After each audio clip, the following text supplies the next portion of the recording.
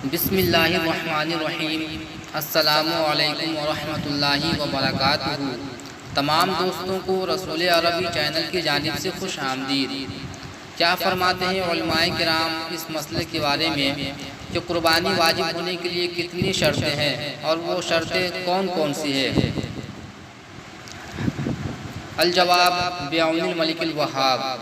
علامہ صدر الشریعہ علیہ رحمہ تحریر فرماتے ہیں کہ قربانی واجب ہونے کے شرائط یہ ہیں: نمبر 1 اسلام یعنی مسلمان ہونا، لہذا غیر مسلم پر قربانی واجب نہیں۔ نمبر 2 اقامت یعنی مقیم ہونا، لہذا مسافر پر قربانی واجب نہیں۔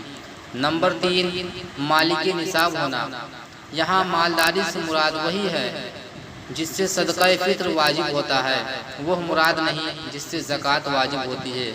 نمبر 4 حریت یعنی آزاد ہونا، جو آزاد نہ ہو اس پر قربانی واجب نہیں کہ غلام کے پاس مال ہی نہیں، لہذا عبادت مالیہ اس پر واجب ہی نہیں ہوگی۔ مرد ہونا اس کے لیے شرط نہیں، عورتوں پر واجب ہوتی ہے جس طرح مردوں پر بھی واجب ہوتی ہے۔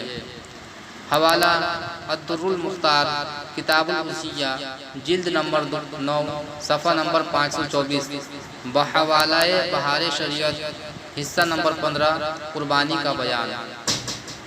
نیز فرماتے ہیں کہ شرائط کا پورے وقت میں پایا جانا ضروری نہیں، بلکہ قربانی کے لیے جو وقت مقرر ہے اس کے کسی حصہ میں شرائط کا پایا جانا وجوب کے لیے کافی ہے۔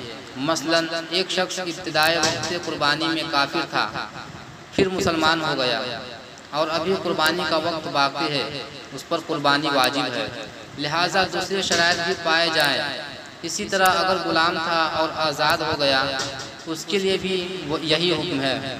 یوں ہی اول وقت میں مسافر تھا اور اثناء وقت میں مقیم ہو گیا، اس پر بھی قربانی واجب ہو گئی، یا فقیر تھا اور وقت کے اندر مالدار ہو گیا، اس پر بھی قربانی واجب ہے۔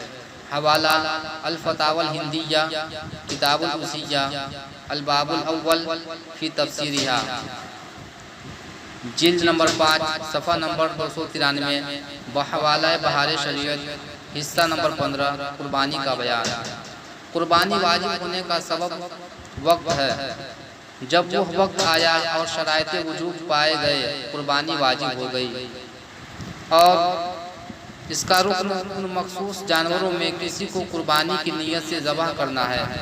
واللہ تعالی ورسولہ اعلم بالصواب۔